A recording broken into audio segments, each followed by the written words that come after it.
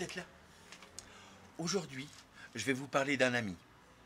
Un ami qui ne voulait plus seulement rêver sa vie, mais surtout vivre ses rêves. Il prit donc la route 66 en direction du temple du jeu et de la lumière, Las Vegas.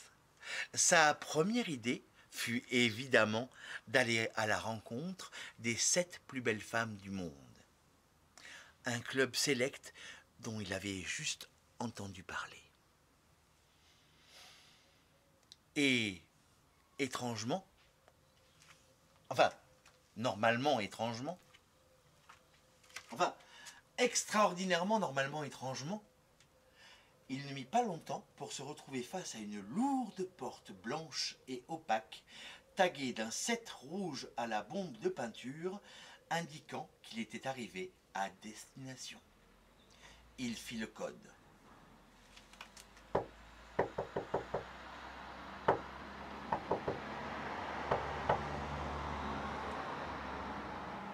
Ah non, parce que j'en vois qu'ils sont en train d'essayer de retenir le code.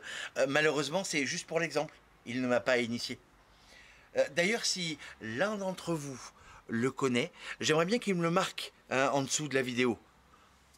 Dans un pur intérêt de culture générale, évidemment, ça va de soi. La porte s'ouvrit suite au code. Et au lieu de se retrouver face à un vigile, il fut face à une dame chic dont l'élégance me fait taire l'âge. Habillée avec des habits aussi stricts que ses cheveux tirés en chignon, celle qui était la tenancière l'accueillit avec un large sourire et une voix chaude. Chaude et rassurante. Il pénétra donc dans ce temple de la beauté. Un endroit somptueux et élégant. Une sorte de bulle des années de la prohibition, mais avec le confort moderne.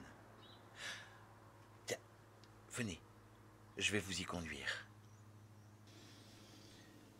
7 femmes étaient lascivement occupées à l'oisiveté, dans des tenues aussi légères qu'élégantes. Sans avoir à prononcer un mot, la maîtresse de maison entreprit de lui faire l'article. Vous avez devant vous les 7 plus belles femmes du monde, comme vous pouvez le constater. Il y a Solitaire, à la peau immaculée et à la tinasse rousse. Elle ne supporte que peu de vêtements. Elle préfère tout simplement être vêtue uniquement de la pierre du même nom. Notre orientale, Kissy, une experte en massage. Elle a même écrit 3 nouveaux chapitres au Kama Sutra. Notre russe, Anya, au sang-froid mais au corps chaud. Attention, gardez toujours en tête que c'est elle qui commande. Également Pam, dont les yeux pourraient vous noyer. Rosie, à la peau fine et ébène. Jenny, Jenny ou comment cacher son jeu sous une fausse bienséance britannique. Et enfin, Christmas Jones, docteur en physique nucléaire. Elle vous apprendra à défier la gravité. Mon ami était plus qu'intéressé. Il voulait s'entretenir avec l'une de ces femmes, pour discuter des conflits économiques européens, bien évidemment. Mais l'annonce du prix le fit vite revenir sur terre. 5 000 $ pour 1 heure de discussion. 5 000 $, c'était énorme. La maîtresse des lieux lui rappela qu'il avait quand même devant lui les 7 plus belles femmes du monde. Mais pour mon ami, 5 000 $ correspondait presque à 5 fois ce qu'il avait sur lui.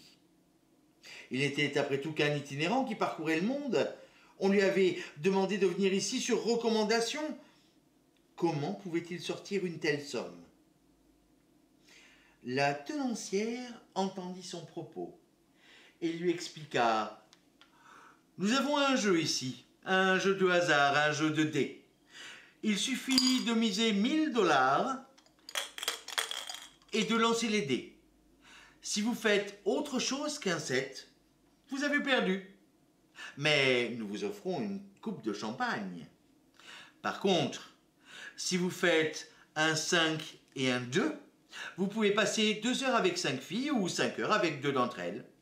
Si vous faites un 6 ou un 1, vous pouvez passer 1 heure avec 6 filles ou 6 heures avec une d'entre elles. Mon ami avait perdu la raison depuis qu'il était entré dans ce temple de la beauté. Il décida alors de parier les 1000 $ et surtout de lancer les dés.